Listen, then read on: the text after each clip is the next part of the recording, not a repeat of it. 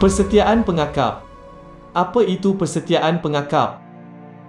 Persetiaan pengakap mengandungi 4 asas yang utama.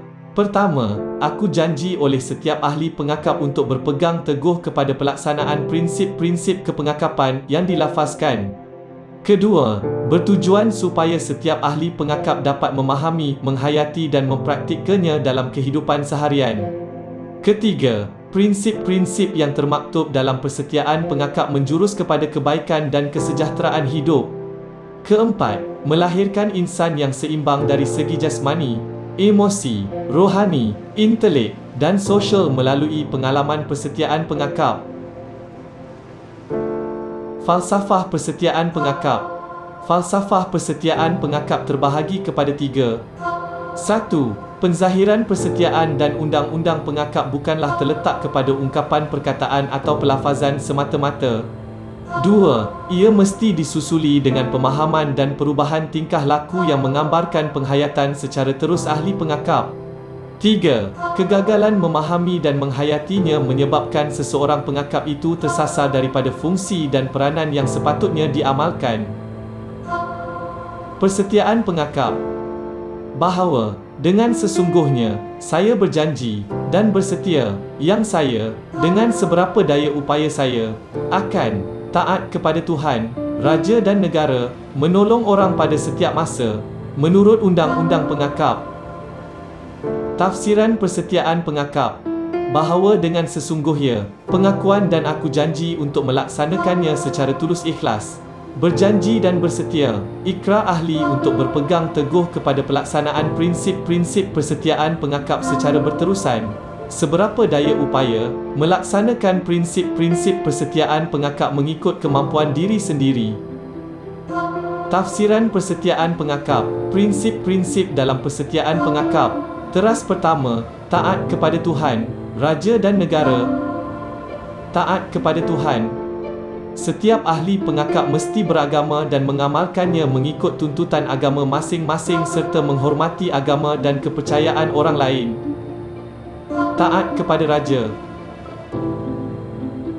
Setiap ahli pengakap hendaklah taat dan patuh kepada Yang di-Pertuan Agong, Raja-Raja Melayu dan wakil-wakil Raja memerintah.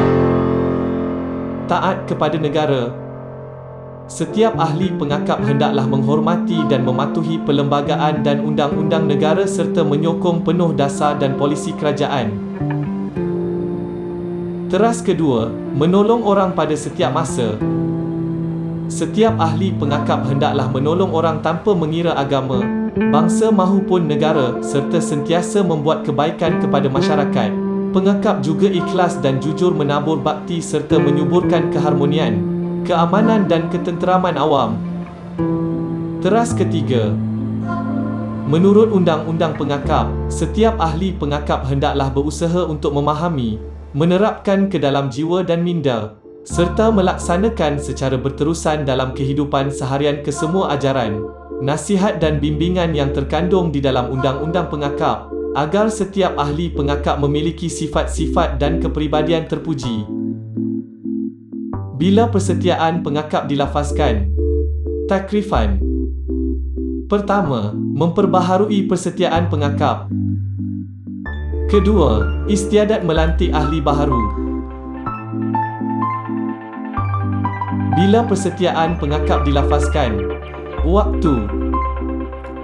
Melafaz persetiaan, melantik ahli baharu bagi pengakap kanak-kanak atau ahli baharu pengakap muda atau ahli baharu pengakap kelana. Istiadat mengibarkan bendera. Istiadat meningkat naik. Istiadat menerima jawatan atau tauliah. Majlis rasmi pengakap. Istiadat pengalungan mani kayu. Perkemahan pengakap. Isyarat pengakap. Tekan jari kelingking menggunakan ibu jari kanan. Kemudian angkat tangan kanan rapat ke badan. Tapak tangan menghadap ke hadapan dengan 3 jari lurus ke atas.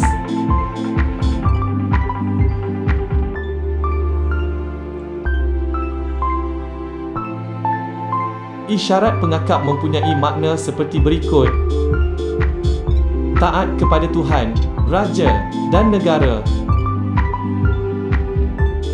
Menolong orang pada setiap masa.